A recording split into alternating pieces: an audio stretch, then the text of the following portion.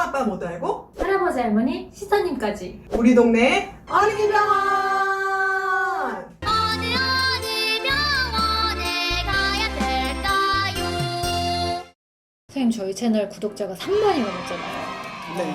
그러니까 저희가 엄청 재밌는 것도 아니고 뭐 엄청 화려한 이런 기법을 쓰는 것도 아니고 이렇게 많이 봐주시는 거 보면 공부를 하시는 네. 부모님들이 엄청 많은 것 같아요. 좋은 부모님이 되기 위해서 그러니까요. 공부를 열심히 하는데 네. 우리나라처럼 이렇게 부모님들이 없죠? 공부를 하시는 나라가 어. 있을까 싶어요. 유튜브, 블로그, 육아 서적뿐만 아니라 이제는 예능까지 예능에서까지 육아를 공부하는 그런 시대가 됐죠. 그러니까요. 근데 이렇게 열심히 공부를 해도요, 내 마음대로 안 되는 게 육아잖아요. 이론적으로 완벽하게 해도 왜 마음대로 안 될까요?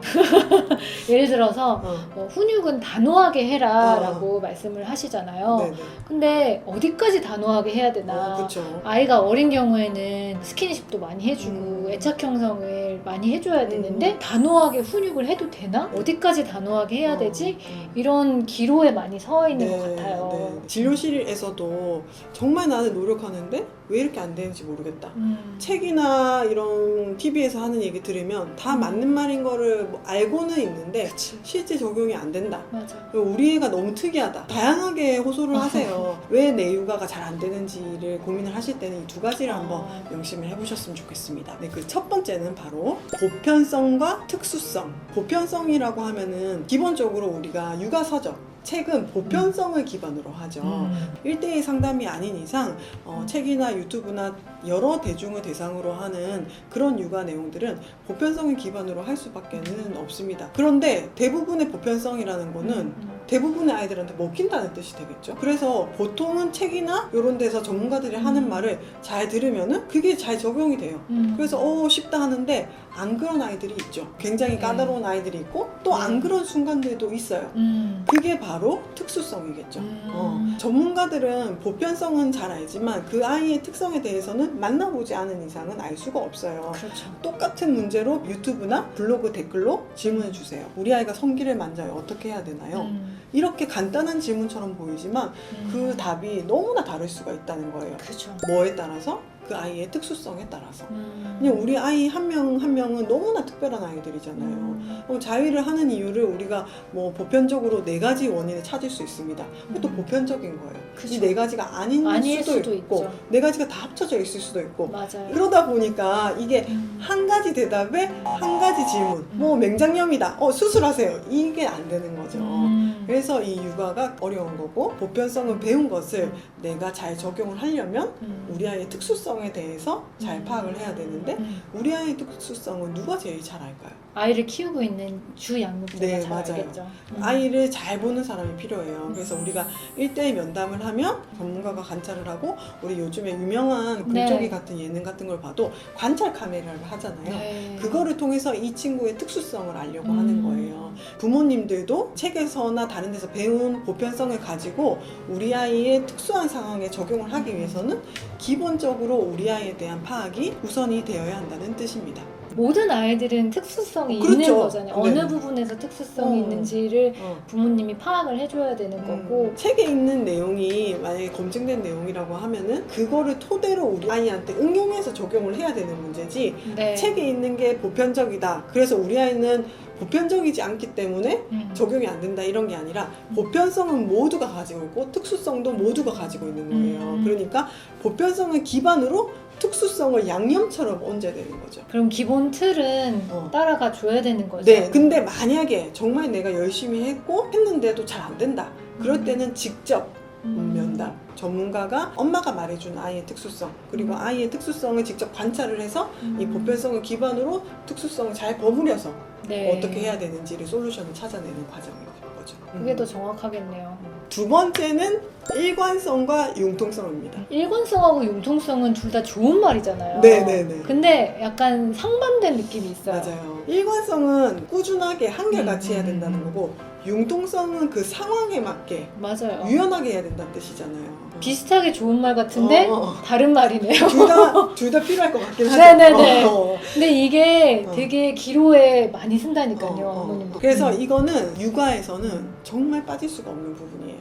김밥에 김과 밥과 같은 그런 그런 거죠. 일관성과 융통성이 반대되는 듯하게 보이지만 두 개가 동시에 있어야 돼요. 김이랑 밥이랑 두 개 중에 하나도 없으면 김밥이 안 되잖아요. 딱 반을 자를 수가 없구나. 이거. 어. 그러니까 성악과에서도 그런 그 사례가 있어요. 어. 1시간 간격에 네, 네, 대한 그 이론에서도 네. 몇 개월에서는 뭐 3시간마다 네. 분유 수유를 해야 된다, 모유 네. 수유를 해야 된다라고 네. 하는데 그 3시간이 안 돼서 얘가 1시간 만에 울었어. 그럴 때 줘야 되냐 말아야 되냐. 이것도 일관성으로 따졌을 때는 주면 안 되는 거잖아요. 네. 근데 애가 급성장기여서 그럴 수도 있고 뭐 다른 이유 때문에 그럴 수도 상황에 있잖아요. 맞게 해야 되는 건데, 그죠? 보통은 이제 융통성과 일관성을 같이 가려면 3시간 후에 수유하는 게 맞지만 어쨌든 지금 바로 주지 않고 조금 달래고 기저귀도 갈아보고 좀 10분 정도 달래보고 뭐 밖에도 한번 나가보고 이런 걸 한 다음에 그래도 안 되면 먹여야겠다 이런 게 융통성이거든요. 그렇죠. 근데 그걸 또 잘못 이해해가지고 그러면 1시간 후에 울면 먹이라는 거냐 또 이렇게 또 얘기를 그러니까 하시더라고요. 이게 그래서 이게 책에서 배운 문자 그대로 적용을 하면 안 된다는 뜻이겠죠. 규칙을 위한 규칙이 되어서는 안 된다 이 뜻이겠고, 일관성을 갖고 대하라는 말은 일관적인 태도, 그 전체적인 나의 목표는 일관되게 가되 그때그때의 대응책이 무조건 똑같아서는 안 된다는 거죠. 그쵸. 상황에 따라서 정해진 규칙을 그 안에서 얼마나 잘 변형을 하는지도 육아의 질을 높이는 그런 길이 될 것 같습니다. 맞아요. 근데 사실 그 두 가지가 약간 철학적이에요. 그런 게 있지 않아? 그러니까 쉽지가 않죠. 사실 저는 이과생으로서는 네. 조금 이해하기 좀 힘들었어. 그래요? 지금은 이제 애를 키우면서 이게 무슨 말인지 알겠는데 어. 애를 한창 키우고 있으신 분들은 특히 이과생 분들은 좀 힘들 수 있어. 그 1 더하기 1은 이어야 되거든. 이 느낌적인 느낌을 아셔야 되거든. 그러니까 이 어려운 걸 어떻게 해야 될까요? 잘 하려면 어떤 방법이 있을까요? 우리 유튜브를 한 5번씩 보는 거지 매일.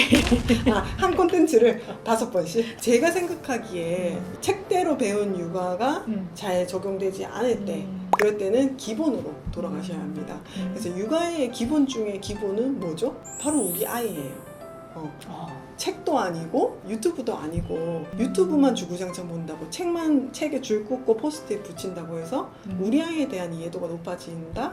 그거는 이제 두 번째 문제라고 생각이 들어요. 그래서 우리 아이를 온전하게 면밀하게 그 아이를 전체적으로 이해할 수 있는 게 필요합니다. 이렇게 공부를 많이 하시다 보면 정작 우리 아이에 대해서 놓치는 경우들이 꽤 있어요. 까치발에 들면 잡혀라던데? 까치발에 드네? 눈 마주침의 10번 중에 몇 번은 돼야 된다던데? 이런 식으로 어떤 프레임을 가지고 아이를 보다 보면 계속 끼워 맞추기가 될 수가 있어요. 그리고 이제 훈육 같은 경우에도 이렇게 하면 먹혀야 되는데 왜 안 먹히지? 이게 아니라 반대로 우리 아이가 이런 모습을 보이는데 그건 왜 그런 걸까? 하고 궁금증이 아이에서부터 시작을 해야 되는 거죠.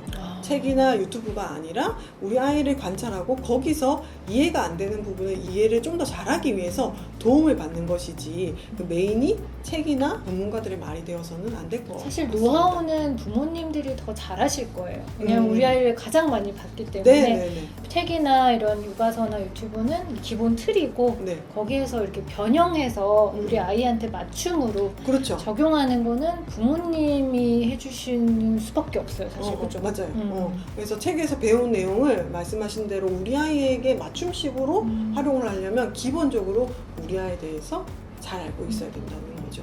공부를 많이 하는데도 혹시나 육아가 잘 안 된다고 느끼실 때는 앞서 말씀드렸던 두 가지 꼭 기억을 해주시고 우리 아이 한 번 더 봐주시고 그러면 좋을 것 같습니다. 오늘도 좋은 말씀 감사합니다. 다음에 또 봐요. 안녕.